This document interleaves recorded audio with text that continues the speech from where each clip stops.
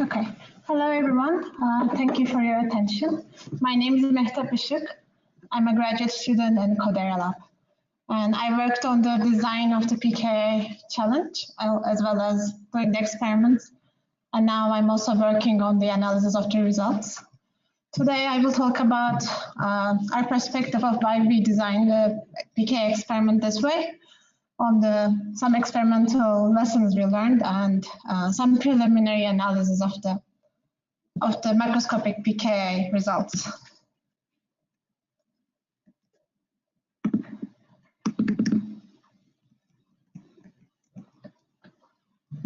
This is the first time PK prediction has been part of sample challenge. And what prompted it is what I want to explain to you. Last year, there was a distribution coefficient challenge in samples 5 between water and cyclohexagonate layers. And this exercise showed us that predicting the protonation state of your small molecule species can have an effect on your free energy estimates of either transfer free energies between two layers, or maybe in protein ligand binding too. In this study, where Pickard et al. Showed their results with or without any corrections of protonation state distributions, they were able to, here they're showing the results of their calculated log Ds without the corrections, and when they include the corrections according to pKa, free energy of protonation, they observed that they have big differences of free energies, changing the log D, and usually towards making the predictions more lipophilic. So this shows you that you can expect changes maybe 5 to 10 kcals per mole based on the protonation state. And this could be true for affinity predictions with proteins and ligands too. I would like to mention 2 cases where you may be introducing errors based on PK predictions. In the first case, let's assume we have a ligand that can be in 2 protonation states, and the neutral one is dominant, but the one that binds the complex is the protonated state.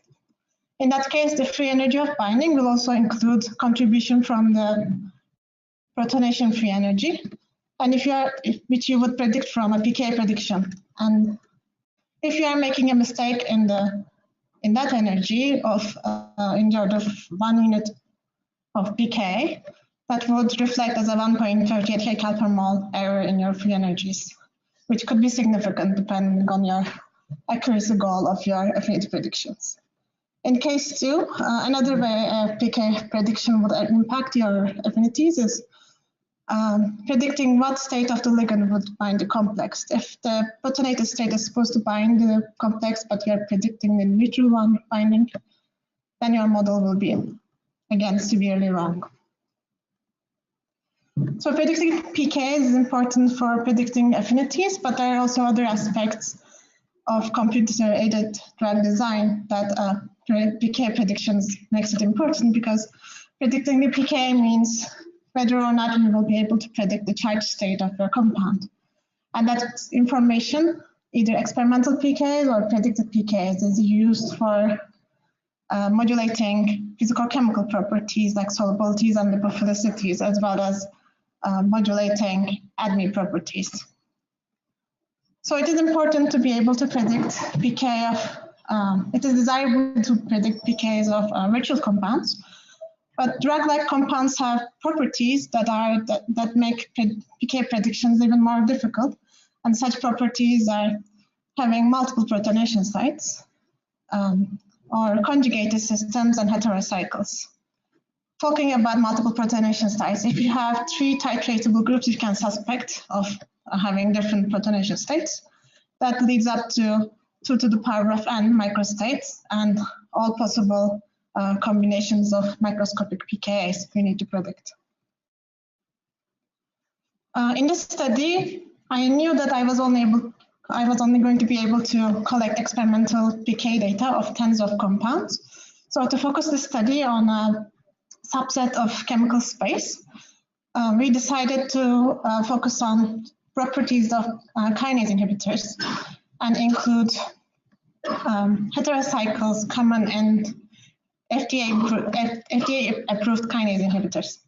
And through work of ring fragmentation, I observed that these heterocycles are found the most common in FDA-approved kinase inhibitors, and then following the zinc kinase subset and fragment-like molecules and the zinc kinase subset, we also picked some of these more exotic heterocycles. The reason for limiting the set to fragment-like molecules was to limit the challenge of drug-like molecules to an acceptable level for the first challenge, but also to pick compounds that would be soluble because that's the necessity for the experiments. These 24 compounds are the compounds we end up collecting the pKa measurements successfully. Now I would like to talk about the distinction between microscopic pKas, macroscopic pKas, and what the experimental pKas I measured. These concepts diverge when you have multiprotic compounds. As computational chemists, we are most used to thinking in terms of microscopic pKas, where you know where the protonation site is. But most of the time, most experiments measure macroscopic pKas, which is just changing of the charge state of a molecule, but you don't know where the proton is associating or dissociating from. Only with special experiments like NMR, you may be able to measure microscopic pKas one by one. Here, the filled circles represent protonated functional groups, and then empty ones are the unprotonated functional groups. So for one charge state, you may have multiple microstates that contribute to it. And this brings me to the concept of UV metric pKas. In my experiments, I used the UV metric method, which uses the signal coming from the UV absorbance spectra of a molecule. And as the molecule gets protonated, the absorbance spectra changes, and you follow that information to collect the pKa. But if a titratable group is far away from the UV absorbing residues, which are the pi systems, then you may not get any signals from this, and that may cause you to miss a macroscopic pKa. And this describes the experiments I collected. The molecules I picked were rich in pi systems, so I don't expect to have these issues, but it is a possibility that we may have missed the pKa and macroscopic pKa. Series T3 is the instrument I used. These experiments were possible with the help of Merck's pre-formulation department, who share their expertise and resources with me to run these experiments on this instrument. In this instrument, you prepare an aqueous solution in a glass vial of your compound, and then with a pH probe, you follow the pH, and then you titrate acid and base, titrating the pH up and down, following the UV absorbance with a dip probe. And these experiments were repeated 3 times. This is what the experimental results look like. For a multiprotic compound like this, what you see is while you change the pH, the absorbance spectra changes. Here, every purple line represents a wavelength in the absorbance spectra, and you find the inflection point of the change in absorbance, and the maximum change in absorbance with all wavelengths indicate you the pKa value. And this is fit to the distribution of species, the population of species, although only represents the macroscopic populations. So from this experiment, I get the pKa values, but I don't get any evidence about how I should assign them. Not all molecules were as soluble as we wanted. For some of them, I had to resort to co-solvent methods. When a molecule is not soluble in just water, you can run the pKa measurement at 3 different concentrations of co-solvent, and then you use Yasuda-Shadlowski extrapolation to 0% co-solvent to approximate the pK this way. Whenever co-solvent pK experiments are done, it's typical that people observe which way the pK is shifting. So this slope is used to assign the type of titrated group, calling it acid or base.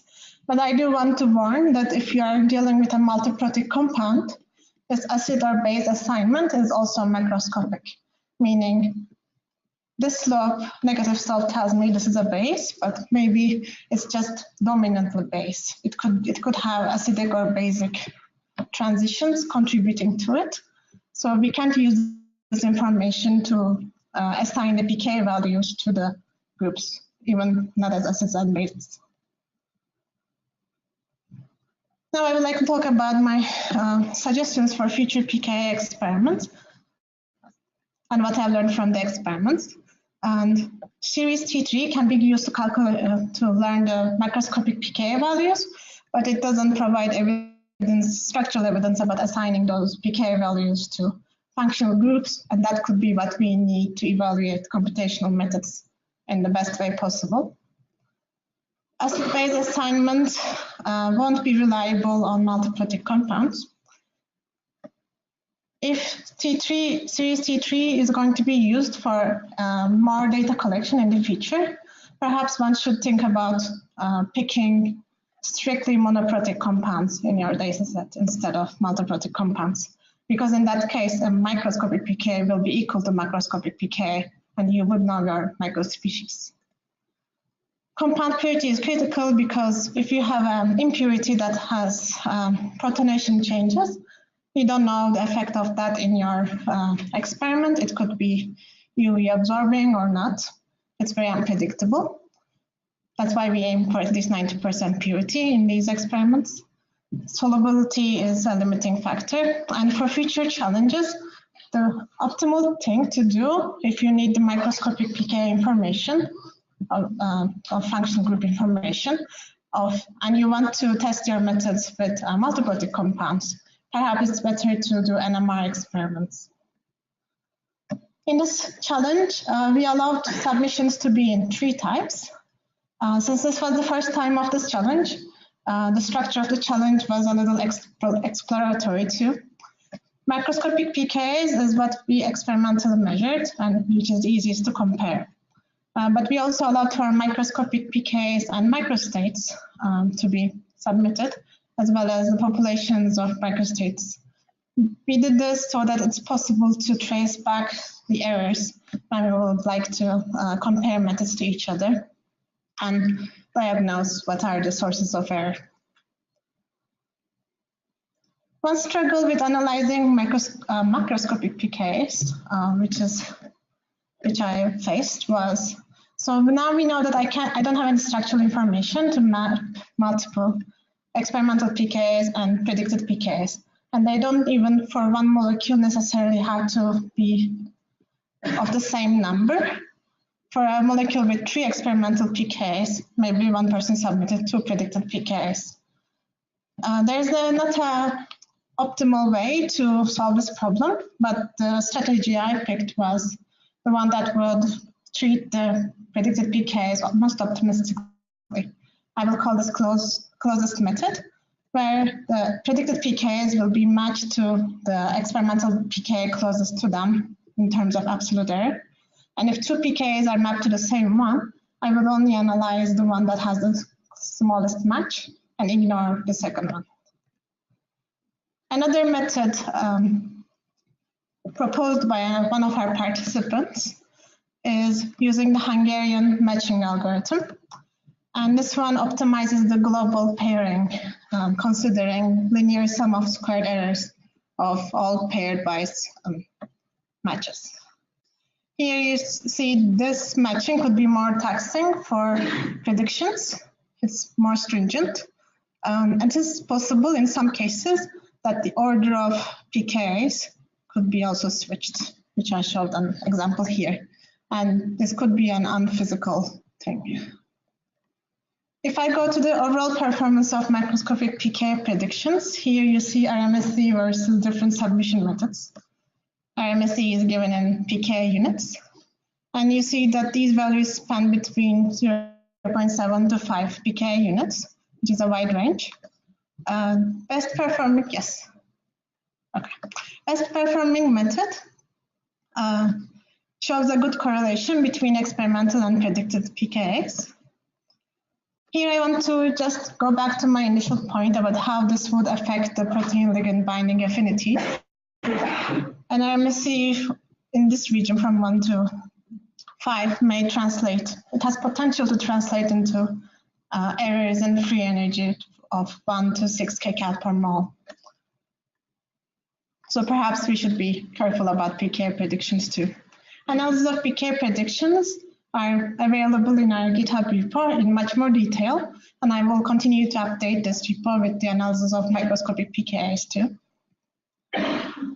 Before finishing, I would just like to bring your attention to the 4 participants that contribute to the pKa challenge, and they will be giving us their talks. 3 of them right after me and 1 tomorrow. I'd like to acknowledge the contribution of all sample 6 organizers and advisors. I'm grateful for the possibilities that Merck Reformulation Department provided me, sharing their expertise and resources and letting me do these experiments, and all the participants of pKa Challenge. Now I'm very excited to hear the perspectives of our participants of the pKa Challenge.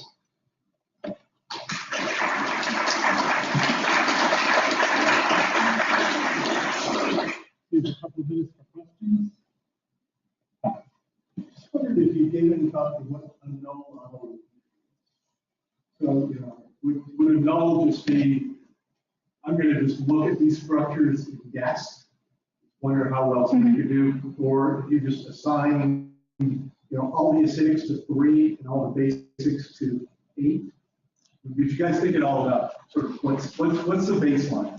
I thought maybe a uniform distribution from pH 2 to 12 would be a good null model if we randomly pick numbers out of that. Right, but I think it's better than that, because I can look at those and I can say that's acidic, that's basic. Do you have any? Actually, yes, but I don't have those analyses because the person who did that was also has seen the data before, so it's not an official submission. Just out of curiosity, we did that experiment. But I haven't analyzed it.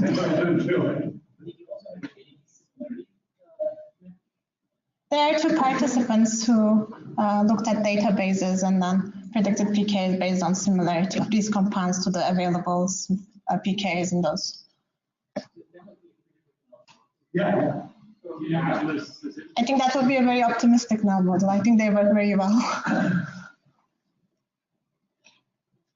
Any final questions while Samarjeet comes and gets set up? John, come on up, Samarjeet. So in the most optimistic sense, how much error do we expect in the definition that is, we're trying to incorporate the effect of this? It looks like it's from 0.6 all the way up to. Yeah, it looks like in best case scenario, you would get a 1 kcal per mole error if you are. You know